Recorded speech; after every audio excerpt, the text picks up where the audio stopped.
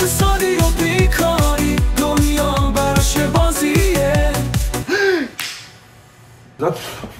الان بچه هاتون نبری مسافرت تنها بلنشی بری، بعد بزرگشی هم بچه ها تنها میذارن.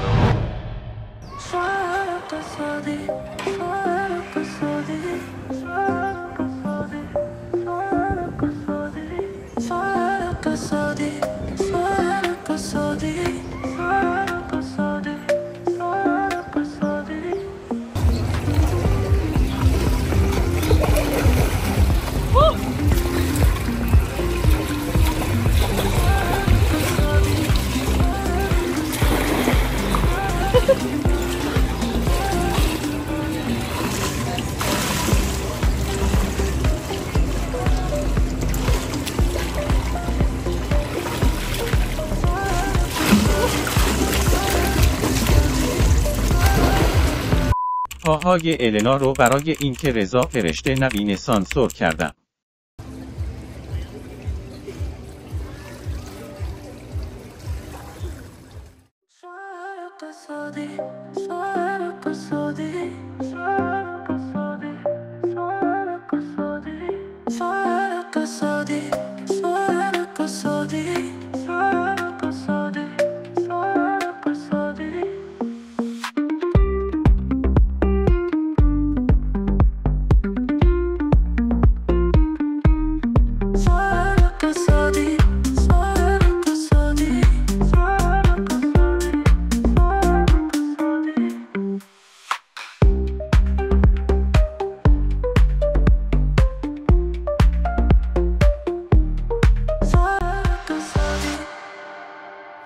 سلام برعکس یوتیوب. آقا سوال اقتصادی هستم. امروز اومدم تو مکزیک براتون ویدیو بگیرم. متاسفانه وسایل ضبطمو توی ونکوور جا گذاشتم. ولی دلم می‌خواست یه ویدیو از این سفر داشته باشم، چون هم خیلی ازم می‌خوان که تو سفر میرم ویدیو بگیرم. تو سفر اتفاقی میفته که آدم باید میتونه درسی ازش بگیره. من روز دوم از خواب بیدار شدم، واسه همین فقط یه روز ویدیو ندارم و الان راجع به دیروز صحبت می‌کنم. هر روز میام راجع به دیروزمون صحبت می‌کنم. آقا اول اینکه خفن ترین داستان این سفر چیه که من با این دوربین بد دارم ویدیو میگیرم که من هر روزی که اومدم دیگه گل نزدم. به انا گفتم که نه، چون من همیشه وقت مسافرت میرفتم گلو میذاشتم کنار به یه دلیل ساده، سلامتی. میگفتم من که دارم میرم مسافرت، من که سرم شلوغه دیگه با اشغال و اقیانوس و نمیدونم استخر و بچه آب و هیجان و والیبال و این و اون، هر چیز دیگه گل میزنیم این وسط. هم برای سلامتیم بده، هم باعث میشه از سفرم بکنه، از سفرم میشه بچه‌ها. خب من اوکی ام بشم تو سفر، تو بالکن بیرون نکنم لذتمو میبرم. بچه‌ها فکر می‌کنن یارو دیوونه است دیگه. گفتم بریم با مسافرت بعد معامله تو بالکن بشم واسه 7 ساعت. تو میگی خب واسه چی اومدیم اینجا، خوله میموندیم دیگه. روی این حسابا من گلو نمیزدم تا الان اومد تو زندگی. الان اومد تو زندگیم و یه روز توی فرانسه بودیم زیر برج ایفل. الان گفت سوال میتونم بپرسم که ما چرا تو خونمون تو توالت گل میزنیم، تو زیر برج ایفل گل نمیزنیم؟ واقعا جوابی نداشتم، جواب عاقلانه‌ای نداشتم. اون راست میگی، این همه اشغال از خودمون میگیرم. اون موقع خب پاشا خیلی کوچولو بود، 4 سالش بود، موقع مثلا چند ماهش بود. اون اصلا کاری نداشتن که ما چیکار داریم میکنیم. واسه همین خیلی عالی میشد بزنیم. و من گفتم که بزنیم. داستانش جالب بذار بگم. توی زیر برج ایفل سه آدم هستن چیز میفروشن، آبجو میفروشن، توی باکت میاره رد تو یخم داره و داریم بعدش میگه آبجوش میگیره پولش بهش میدی. بعد یارو پسر دیدم صداش کردم، گفتم بیا اینجا. اومد جلو گفت آره بیر دارم، نه اینا دارم. گفتم نه مشروب نمیخوام، من گل میخوام. گفتش که او من گل ندارم. من میدونم نداری ولی مطمئنم میدونی کی داره، برو بگو اون بیاد. یه خنده‌ای کرد و گفت اوکی. رفت یکی فرستاد. خلاصه این داستان شروع شد. من گل زدم و دیگه همه مسافرت‌ها میرسیدیم روز اول گل بگیره اینا. خب توی مسافرت خب گل خیلی ضررا داره، توضیح دادم و بعد میگه خیلی گرونه، چون میدونن مسافری و تو رو به عنوان معتاد میبینن، میگه که این یارو هر چی حاضر بده. و حقیقت هم داشتی که من مثلا تو همین مکزیک، تو همین بیچ مسخره که من داشتم نگاه میکنم، گرمی $80 آمریکایی واسه گل میدادم. فکر نمی‌کنم چیزی از این گرونتر باشه. یه قیمتی داده بود که انگار مثلا دارم میخرن، دارم مثلا کیلو برف میگیرم. و در صورت بعد گفتم که اوکی اینم باشه. یعنی خوشحال نبودم که گل تو زندگیمه. پولش به قول معروف یه کوچولو بود، پولش اصلا برام مهم نبود که بخوام به خاطر پول بکنم نکنم، ولی اگه نکنم به خاطر اینکه پولو دارم به فنا نمیدم خوشحال میشم و دلیل اصلیش فقط سلامتیه. خلاصه آقا من برای این 8 روز 9 روز، چون روزی هم که میامم نمیزنم تو ونکوور که سخت روزش تو ونکوور باشه، گل نمیزنم. زمین تو آخر این ویدیو میفهمیم که چه اتفاقایی میفته، اگه اتفاقی میفته فرقی داره یا نه، چون خیلی همه دوست دارین راجع به این چیزا بدونن. رفتم تو هواپیما و خوابیده بودم، بعد یهو یکی محکم خورد تو صندلیم. یعنی مثلا فرض کنید که خوشو داره پرت میکنه رو هوا، داره از یه تیر فرار میکنه، بعد خورد تو صندلی من. خب حالا داستان چیه؟ صندلی عقبی من با صندلی عقبیش دوستن، دارن با هم بازی میکنن. بعد مثلا عقبی اینو مثلا مش بزنه یا مثلا بهشون بگیره. اینا می دختر مثلا چون 14 15 ساله است، میاد فرار میکنه، دیگه به فکرش نیست. بعد اینجوری میاد با کمرش میخورد تو صندلی من اینجوری پرت شدم جلو. بعد خوابم بودم، بلند شدم خیلی عصبانی شدم و چرا آدم‌ها بیشورن، چه جوری میشه همینجوری؟ من این همه سال دارم سفر میکنم، یک بار من از این کارا نکردم. خلاصه خیلی عصبی شدم و دیگه خیلی سعی می‌کردم مثلا نشون بدم. دیگه می‌بینی وقتی که عصبی جلوت میفهمی، اون شخصیت بودم. و یه 3-4 دقیقه گذشت، من فکر کردم گفتم ببین این که بچه است، داره بازی میکنه، اصلا نمیفهمه داره. من برگردمش میگم که یو من گردنم درد گرفت یا خوابیده شدم، بعد میگه ببخشید اینا میشه اونجا تکونم نمیخوره احتمالاً. مثلا میگم که این بچه شاید دفعه اولش سوار هواپیما شده، شاید اولین بارشه با خانواده شما بیرون، هزار تا دلیل میتونه باشه که الان هیجان داره توی هواپیما، داره بالا پایین میپره اینا. منم مثل آدم عقده ان جلو عصبی اینجوری نشسته بودم که آماده بودم میگم یه بار دیگه بزنم بلندشم دهنتو سرویس کنم، فقط یه بار. نمی‌دونستم میخوام چیکار کنم، فقط می‌خواستم بلندشم مثلا برم به مهماندار بگم قاطی کنم دیگه. آقا یعنی چی تو میزنی پشت صندلی من نشستم تو انیتار. آقا فکر کنم چرا انقدر انی؟ اوکی یارو احمق باشه توه، اصلا ما دلیل نداریم چیه داستانش. کل پرواز 3 ساعت و 50 دقیقه است. اینم مثلا ساعت اول دوم شروع کرد دیگه در بودن، یعنی مثلا فقط کلا 100 ساعت دیگه در بیاره، اونم مثلا 12 بار تو کل این 2 ساعت، نه هر دقیقه. خب تحمل کن، چی میشه؟ فکر کن بچه خودته. بعدش هم یکی مثلا چیز کرد، اگه یه وقت برای دخم نگاز کرد یه لبخندم بهش بزن که آقا اشکال نداره زدی پشت من. چرا عقده‌ای تو سریری؟ اوه من حق جانبم الان بذار خارج سرویس کنم. خیلی برام عجیب بود. من همون هواپیما بخوامش فکر می‌کردم که آقا آدم باش بذار بازی کنه. بعد یهو ریلکس شدم. بعد 3-4 بار دیگه زد. مثلا این دفعه اول که شدم زد، خود دفعه اول کنه. دفعه دوم زد. اینطوری بودم که یعنی مادر ها؟ بعد دفعه بعضی این فکر کردم اینجوری بودم. مثلا نظر فیلم نگاه کردم اینجوری می‌زد میشم. همین مثلا در فیلم نگاه کنم یا مثلا پاشه به سرش بذارشونه من بره یا موقع بیا مثلا اینجوری لباسا رو بگیره آویزون شه بره. ها انقدر ریلکس شد باورتون نمیشه. مثلا می‌خواستم اینو در میون بذارم. بعد اومدم توی وارد چیز شدیم مکزیک شدیم و این دیگه همون روز بزرگیم چون عصر رسیدیم تا مثلا 6 اینا یه اومدیم خونه کار خاصی نکردیم، فقط یه دوش گرفتیم و یه غذا خوردیم و اومدیم گفتیم خوابیدیم. فردا صبحش که دیروز باشه بلند شدیم و اشغال کردیم، همه چی خوب بود و دیروز چیکار کردم؟ کار اوکی. بعد رسیدیم توی مکزیک و من دفعه پیش اومدم مکزیک یه ماشین اجاره کرده بودم، روی اینترنت زده بود روزی مثلا $20. خب بعد اینجا هست ماشین روزی $20 من اجاره میکنم، میگیری غیر عادی نیست. تو ماشین که $20 اگه تو بخوای از کمپانی لیستش کنی مثلا میشه ماهی $300 یا اگه بتونی اجارهش بده $600 در ماه پوش دوباره کرده. همیشه که $20 نیست، بعضی موقع واسه همین عدد غیر عادی نیست، بین $20 تا $150 بازی میکنه اجاره ماشین روزی. من یه ماشین پیدا کردم مثلا شاید حتی کمتر بود، مثلا $8 بود روزی. گفتم عجب قیمتی، خب بگیریم بگیم پارکشون جوری داره چیز بریم توش گل بزنیم میارزه. ما دفعه قبل خلاصه ما ماشین گرفتیم، من نشستیم سوار چیز بشیم بریم ماشین رو بگیریم، یارو گفتش که بعد بیمه بگیری $900 هیچ جای دیگه هم نداری. نه خب نمیخوام، ولی فهمیدم که این یه اسکمی هست تو از این حرفا. این دفعه که رسیدیم اونجا فرودگاه من تلفنم در آوردم زدم که آقا بعد اینجا ما یه اتوبوس داریم که ما رو مجانی میاره هتل. خب پس من اگه بخوام میرم اونجا، نفر اول یه ساین گرفته قشنگ اسم هتل بزرگ نوشته، من اون دستمون اسمم نگاه میکنه خط میزنه و چمدونو میگیره میذاره توی چیز، ما میریم اونجا قشنگ میشیم، در وارد میشی یه نوشیدنی بهت میدن، اگه بخوام که آبجو اینا بخری مثلا $5 $10 بهت آبجو میدن. اتوبوسه جای بدی نیم از اون وارد میشی، اتوبوس بزرگ صندلی گنده، نوشیدنی هست، آبجو هست، آدمای دیگه هم آدم مسافری مودش اوکیه میتونی بریم. من این داشته باش. بعد من که اومدم الان خب بریم اتوبوس، گفتم نه من اتوبوس حوصله ندارم، چون اتوبوس بعضی موقع‌ها نه بعضی موقع همیشه 2 یا 3 تا هتل با هم میبرن، تو نمیدونی هتل 1 یا 2 یا 3. مثلا اگه هتل 3 باشی فرودگاه تا مثلا هتل مال 1 ساعت طول بکشه، ولی اگه با ماشین بری نیم ساعت طول میکشه. این دو تا حسنیت این دو تا حسن داره.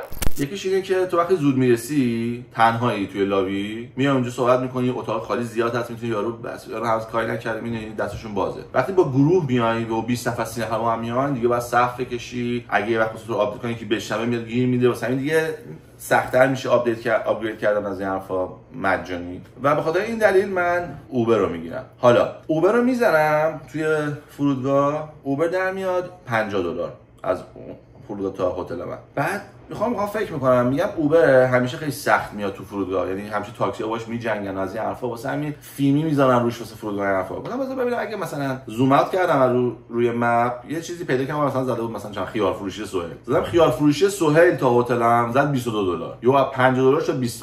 گفتم خب دور $30 فرق معامله است. اون دفعه یارو کرده بود توی پاچم همون ماشین اجاره، رفتم پیش همونا گفتم من از شما ماشین دارم، منو ببرید تو ماشینتون. گفت اوکی. سریع هم موقع 20 دقیقه گفت یه شاتل.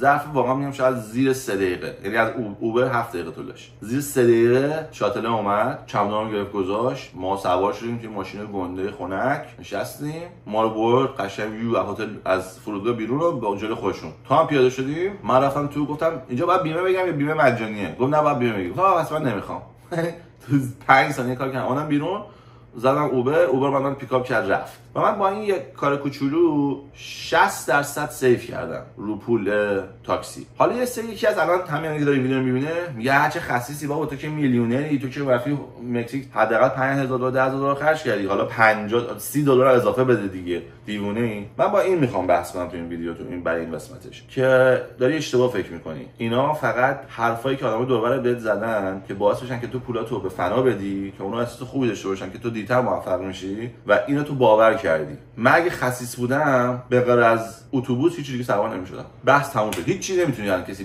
بگه نه میام تو دوست میشینم ریلکس، بعدش میرسم هتلم، هیچ خرجی واسم نداره، صفر. پس کسی خسیس بشه اصلا به تاکسی فکر نمیکنه. پس من خسیس نیستم، اینو بفهم. من آدم باهوشیم، من آدم اقتصادیم، من لغتش نمیخوام بگم من باهوشم، مثلا اینکه تو پول خوبم. و گفتم خیلی خوب من یه حرکت اینجوری میکنم و شاید حتی واقعا تایم سیو کردم، چون میگم از اوبر سریعتر اومد. رفتم اونجا و تو دلم حال اون کمپانی هم گرفتم که دفعه پیش حال منو گرفته بود، گفت بود ماشین داری، بعد منم دیدم ماشین ندارم، این دفعه ازش سوء استفاده کردم و هر دفعه این کارو خواهم کرد. این هر دفعه میگم این منو ببره اونجا، بوم. و حالا کاری که میکنم دفعه دیگه نگاه میکنم ببینم کدوم ماشین اجاره‌ای دورترین به فرودگاه و نزدیکترین به هتل، اونو انتخاب میکنم. تا اونجا میرم، اونجا اوبر میگیرم که اون 20 هم بکنم 18. این خیلی واسه موضوعی بود که میخواستم تعریف کنم و توجه که این کار من با یه زن و 2 تا بچه میکنم. تو خانواده‌ات این چیزا رو ببینن، حالا خانومت باید یعنی همکارم، ما 2 نفری با، ولی وقتی بچه‌ها اینو میبینن یاد میگیرن و اینجوریه که بچه موفق میشه در آینده. بچه فکر میکنه بلخرجی باحاله، بلخرجی باحال نیست، بلخرجی فقط باعث میشه تو زندگی عقب بیفتی. و من خواستم اینو خیلی دلم می‌خواست اینو بگم. این خلاصه داستان روز اول بود.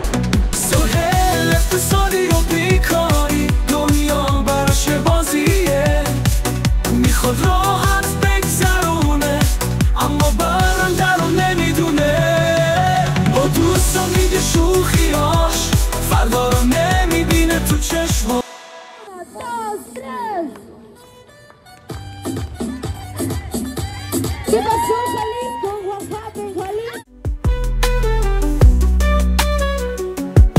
سهیل اقتصادی، پولدار بیکاری، همش گل میچاقی، پای لخت دختر دوست داری.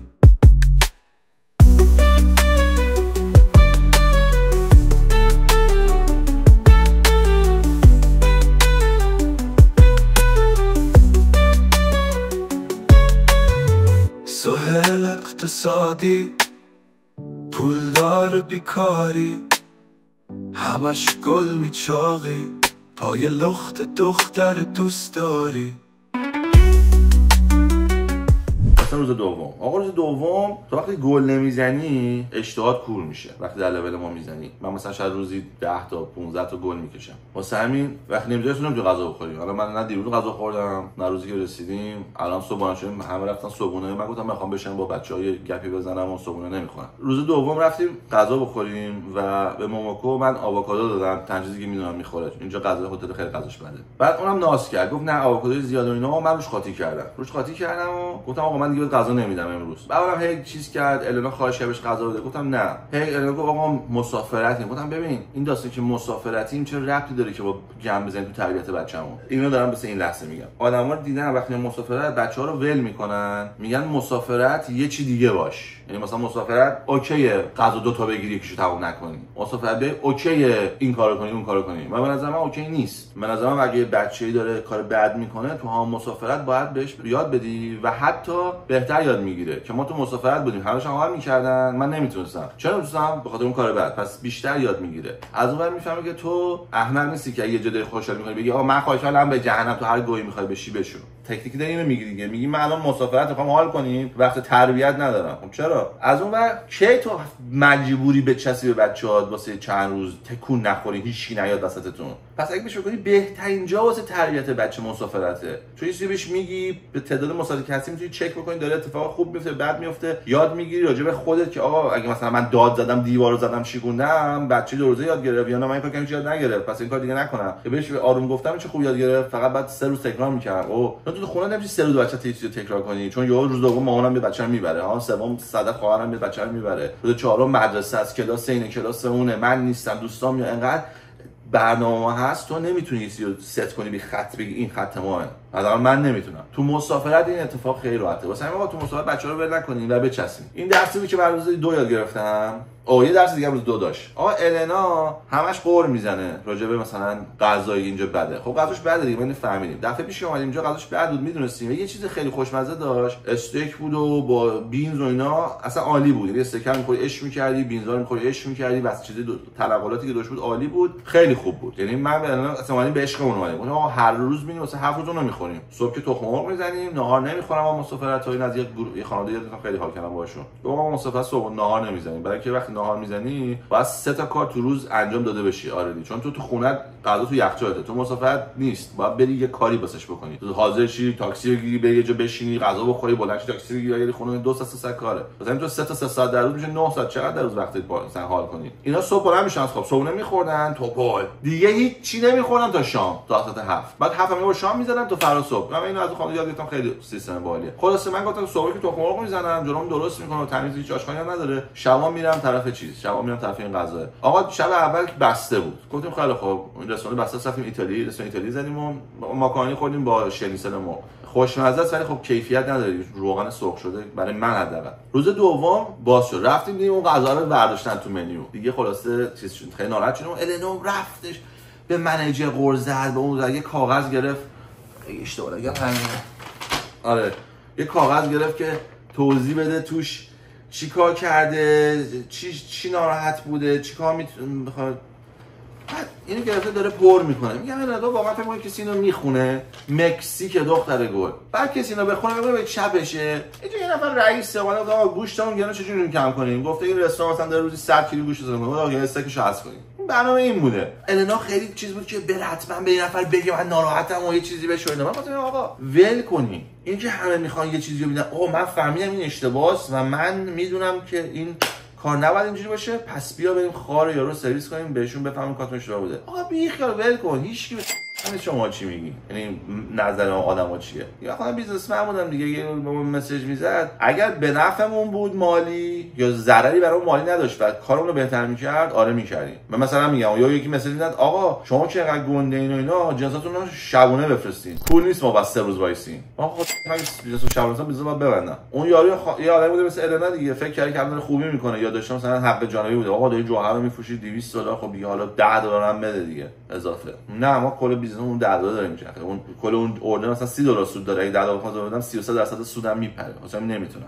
همون روز اول خودم همین شخصیت بودم دیگه، مثلا قور بزنم. آقا قور نزنید، مردم براشون مهم نیست. وقتی قور میزنید تنها کسی که براش مهمه خودته و خودت داری رد میکنی. وقتی به خودت داری میگی که آقا نکن، آقا ببین الان دنیا نامردیه داره میره تو پاچه من، یکی باید به من حال بده، چرا هیچ کی من دوست نداره. اگه من آدم خفنی بودم الان میدونی فقط توی تو مغزت داری این حیاهو و چیزا میره جلو. تو دنیای بیرون هیچ چپش هم نیست که چی میشه. یارو واسه گوش نداشت، خیلی معذرت میخوام. بعد تو داشت داره میگه مجانی غذا میخوری زرم میزنی، خب برو گم شو چیز دیگه بخور 20 میدونی. یا مثلا خود یارو سلیقش با تو که نیست، تا غذا اونجا دوست داره مثلا پراکنده میگه وات اینو دوست نداشتی تو، خب تو بی سلیقه‌ای. شروع کنه قضاوتت کردن. واقعا خیلی کم میشه اتفاق بیفته. من ویدیو قبلی ما اگه خواستین لینکشو میذارم، یه ملافه گذاشتم تو اتاقم، ملافه کثیف بود، رفتم گفتم آقا ملافه کثیفه لطفا عوضش کنی. اصلا قرم نزدن. من میگم میشه لطفا عوض کنینم عکسش. بگو که دارم میگم عوضش میکنم براتون اینو پرینت. بگو میشه عکس واسم بفرستی. رفتم عکسش بفرستم. عکسی که فرستادم گفتم حالا که این دارم میفرستم بیارم بهت نشون. من تو اینستاگرام مثلا انقدر فالوورم دارم. بعد تو اینو دیگو تو این فالوور داری قرم نزدی، بیا من اتاق خفن ببینم. اتاقم آپگرید کرد. بعد من یه بارم قور نزدم. دوران قور تموم شده. من که 20 سالم بود وقتی کار میکردم، منیجرم اومد گفت اگه که من تو مغازه گفتش که تام هیلفیگرم کار میکردم، گفت اگه که من تو مغازه گفت لطفاً اینو پس بگیرین، بهش میگی اگه که من گفت پس میخوام بدم، میگی نه. که من گفت این چی آشغال دادی به من، نمیخوامش، پول در میدی بهش، نرسید میپرسید این چی. خب ببین به ما اصلا میگفتن. الان دیگه اونجوری نیست. الان میگن یا به داد زد، تو اجازه داری باش حرف نزنی، گوشه روش قطع کنی، بگی گور پدره. چون آدما یاد گرفتن که داد بزنن میره خرشون میره جلو، بعد دیگه همه شروع کردن داد زدن. بعد بیزنس نمیشه که دیگه همه رو پس بدیم. قبلا از 100 دفعه یه نفر دیوونه بود، اون یه نفر سی پی میگیم که تو مغازه دیوونه بازی نباشه. الان تو مغازه دیوونه بازی هست، پولم بهم در نمیاد. 100 نفر رو پولشون پس بدیم بیدلیل. گور پدرشون دیگه نمیدیم، چون اینا میان الکی داد میکنن که فقط پول پس بگیرن. دیگه الان نمیدم بیزنسا. اگه تو آمریکا و کانادا دیگه نمیدن سر داد بیداد، دیگه تو مکزیک دیگه برادر من نکن دیگه. خلاص این روز دوم. بریم ببینیم روز سوم براتون چی میاره. فردا صبح میبینمتون.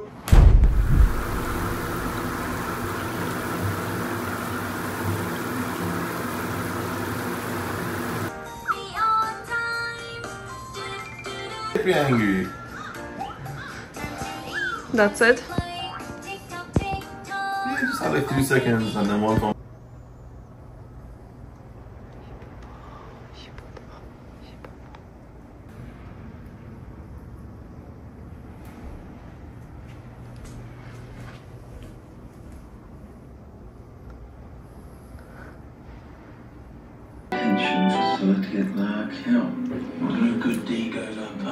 این قسمت یه چیزایی رو فقط برای اینکه رضا فرشته نبینه سانسور کردم.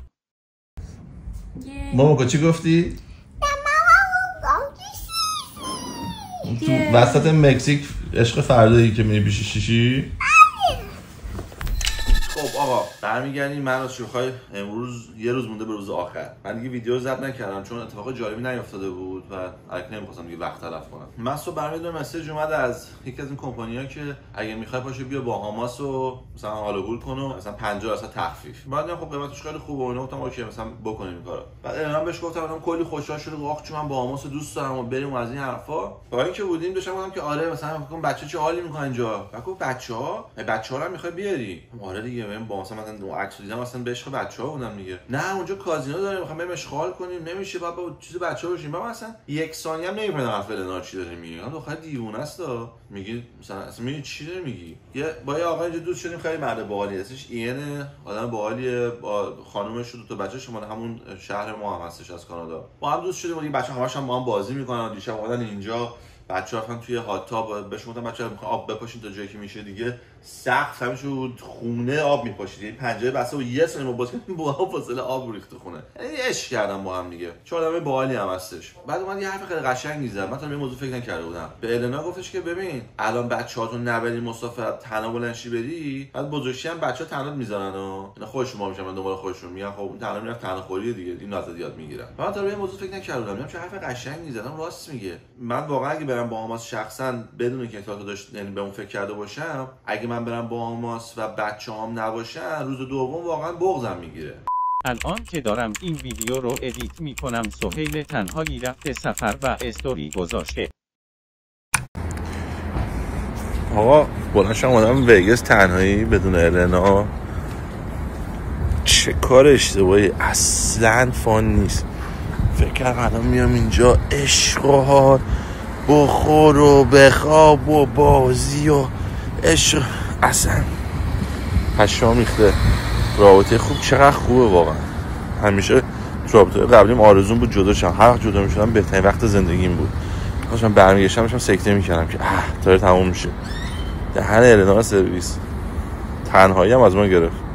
بعد النا گفت که میریم، گفتم آره ویگس جایی بود بچه‌ها نیستش که کاری ندارن بکنن اونجا. ویگس واسه آدمای بزرگ به قول معروف خلاف درست شده. مثلا بچه‌ای ساخته شده باهاماس اقل آب، هوای گرم، سرسره این مثلا عشق میکنن. بچه‌ها که شب خوابیدن مثلا ما میتونیم بریم بازی بکنیم یا مثلا من باشم تا تو قلنا بره خور بازی کنیم. هر چی میدونی فقط گمبل نمی‌کنیم به جهنم. و خیلی این موضوع برام چیز بود، عجیب بود و این حرفا. و اینو می‌خواستم یه پوینت بگم که آقا برعکسی که بچه دارن اینو به عنوان خیانه یه طرفه نگاه نکنیم که بچه‌مون رو می‌بریم مسافرت. اینو مثل قلک پیشنهاد کن که تو الان یه مسافرت می‌کنین تو، بعدن که بزرگ شی، پیر شی، اسکوشی، مثلا من مامان بابام که میبرم مسافرت اینا اصلا نمیدونن کجا باید برن. فرودگاه هم باشه این بچه‌ها رو میگم برو چپ بشین اینجا میشینن میتونم دستشویی. میدونی الان اونا بچه‌های منن. خب اگه اینا بچه‌ها منو نمیبردن وقتی من زر می‌کردم غرغر می‌کردم اینا منو نمیبردن، خب منم الان اینا نمیبردم. اونا بابا من دیوونم ببرم اینا حالا بشین اینجا، حالا این جیش داره اون تلفنش یادش رفت، این پاش درد می‌کنه، این نمی‌تونه تون راه بیاد، من این سوشی نمی‌خوره، اینا لوسن. میدونی نه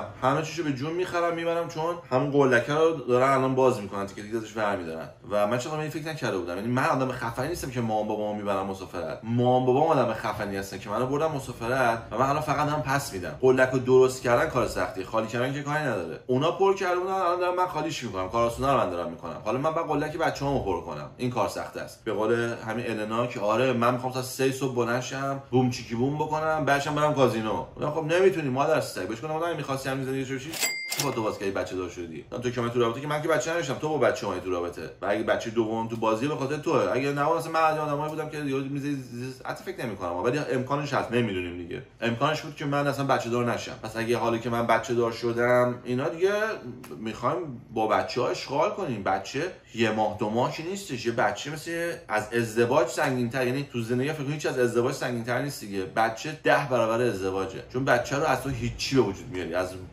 هم میاد بیرون ها و باید برسی بهش. شب میری قور میزنه و اینا قبوله. یکی این. دومین چیز داشتم من فکر میکردم که شاید 4-5 سال دیگه مثل سگ دلم تنگ شه. نه که دلم تنگ شه، مثلا میگم الان که میریم بیرون مثلا موموکو نوشیدنی میگیره همون میز و لباسش اینجا لباسش کثیف میشه، بعد من میگم بابا 10,000 سرویس 5,000 اتاق رفتیم بیرون نمیتونی 2 دقیقه کونتو جمع کنی. الان میگه وای دیوونه شدم انقدر این بچه لباس کثیف میکنه فلان بسار. بعد داشتم فکر که اینا خیلی مشکلی کوچولوییه. مثلا لباس کثیف کردن اصلا مشکلی نیستش. 4 سال دیگه با بچه میای بیرون مثلا مشکل اینه که بابا من حساب سر رفته تو هتل، پاشو بریم بیرون، پاشو بریم مثلا ماشین سواری کنیم، من اینو میخوام من اونو میخوام. ببخشید. Yes coming. Yes coming. 2 minutes I'm done. همین موقع روم سرویس چیزو من اتاق تمیز کنم. خب باشه ببینیم که الان مثلا ما مشکلی که مثلا بچه‌ها نمیخوام بیارم میگه چون مثلا لباس میذاره رو لباس، مثلا غذا میذاره رو لباسش، یا مثلا چه میدونم دم پایشو گم میکنه، هر چیز احمقانه. اون که 6 سالگی با هم میایم مسافرت، میدونی اعتراضا زیاد شده، بابا خورو پف میکنی، مامان نمیدونم فلان میده، من میخوام برم تا 3 ساعت نمیام خونه، صبح خوب بلند میشی تازه خوابش برده. این مشکلات به مراتب بزرگتر میشه. بعد ما الان مشکل کوچولو رو میبینیم مامونه چرا اینطوری داره میشه. مشکل نیست بابا اصلا. خب این بحث رو اینجا می‌خواستم بگم که آخرین ویدیو این کسی که نگاه میکنه شاید یه روزی استفاده بکنه، چون هر بابا مامان خوبی باعث بچهای خوبی میشن و رابطه‌های خوب و زندگی واقعا عوض میشه. یکی دیگه هم یه قور داشتم به النا که باید خبر بده، دوست داره بدی بگه. نشستیم حالا بعضی که فهمید داریم میریم باهاماس، رفته خودن نگاه میکنه، بعد یه بلند شده میگه او مای گاد. خب بعد اینو که کرد من تقریبا نیمچه خواب بودم، بلند شدم قلبم شروع کرد زدن، گفتم خدا کنه الان مثلا طوفان نیومده باشه خونه، اگه نگی الان خونه آب برداشته، نگی بابات مرده. اینجوری بودم که یه خبر بد کوچولو بده، مثلا بگو که پول فلانو یادم رفت بدم، $50 ضربه خوردیم، مثلا اینجوری یه چیز کوچولو که اصلا تو خود نمیشه. تو رو خدا بابا شده میگه او مای گاد توی باهاماس اتاق بچه دارن، این دارن، اونو دارن، بچه‌ها این کارو می‌کنن اصلا اینجا. بعد بهش میگم خانم گل چرا خبر خوب میدی با منفی شروع می‌کنی؟ چرا با آدم استرس میدی؟ اینو دیدم یه سری آدما، حالا نمیگم خانوما، یه سری آدمای اخلاقو دارن، عاشق خبر بد دادنن. خبر بد که باشه با عشق و جون میده. ننت سرویس شد. اینجوری هم میگه. خبرم خوب باشه اولشو بد شروع میکنه. میگم چه حرف زدنه. غذا کباب دارن. خب اینجوری که حرف نمیزنی، درست حرف بزن. خب اصلا نمیفهمم چون منو با ضربان قلم بره بالا به خاطر اینکه الهه درست نمیتونه حرف بزنه. بچه‌ها میگم که آقا این کار جالبی نیست، آدم باید سعی کنه خبر خوبو با خوبی بده، با خوشحالی، یعنی وایب و لحن و خبر خوب. داریم میریم مسافرت برای 5 روز. کی دلش میخواد بریم مسافرت؟ میدونی باید شاد باشیم. اینا من خواستم 2 تا پوینتو بکنم تو ته این ویدیو و دمتون گرم که هستین. خبر اتفاق جالبی نیفتاد تو مکزیکو، تو آب بودیم یهو 30 تا دلفین اومد بغلمون رد شد، اصلا پراکورکمون خیلی ما نزدیک بودیم بهشون. بعد تمام آدما که بیچ اومدیم بیرون میگفتن که مردم پول میدن 500-600 دلار میرن ساعتا وقت میگذرن توی اقیانوس به شانس اینکه شاید این صحنه رو ببینن. شما روی این تیوبتون بودین با بچه‌ها داشتین اشغال می‌کردین، دلفینا اومدن رد شدن و اینا. واقعا چه چیزیه. داشتم که بعد نایسی خیلی جالبی گفت هیچ چی تو دنیا اندازه مجانی حال نمیده. این عمومی چقدر پول دار باشی وقتی چیز مجانیه عشق میده. برای همین مثلا وقتی یه نفرم خیلی پول داره بهش مثلا میگی بیا تو اتاق من بخواب، یارو حتما پول داره برای یه هتل بگیره. ولی اینی که مجانیه، میگه یکی واسه من دوست داره، یکی درست من کار انجام میده. مثلا همه چی مجانی بیشتر حال میده. خواستم اینو فقط سامرایز کنم. آقا خبر خوب بدین، با بچه‌هاتون تا میتونین وقت بگذرونین. دو در کنار بچه اصلا کار خوبی نیست. چیزایی که از بچه‌تون مشکل میبینین در آینده برات میگی که بابا کاش مشکلش همین بود که کفش گم میکرد، کاش مشکلش بود که عینک ما رو انداخت زمین شکون. الان ببینیم دهنمون سرویس مثلا میریم مثلا چی مثلا فکر کنم مامو دست دیگه میاد میره اینجا تو تتو گرفته عکس فلان خرس برین جا. بالا با اون چیکار بکنیم. دمتون گرم. جاکس. Is it hard? Yes. بابا باید به شما بده؟ Don't put your avocado on the باشه.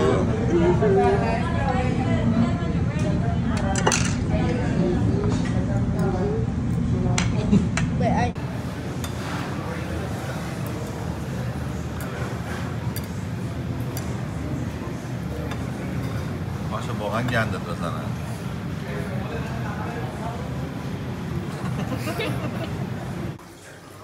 Mamma Conanina, Mamma Conanina, Mamma Conanina, Mamma una muna.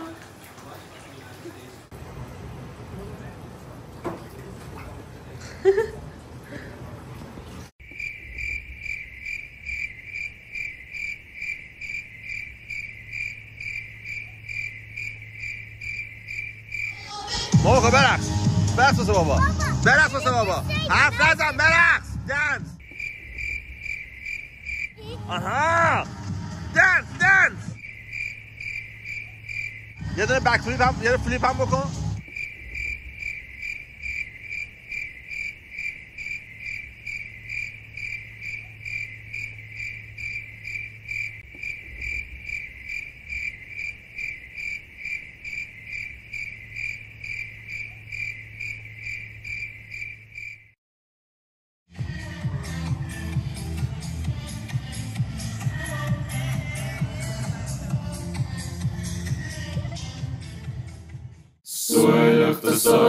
سوال اقتصادی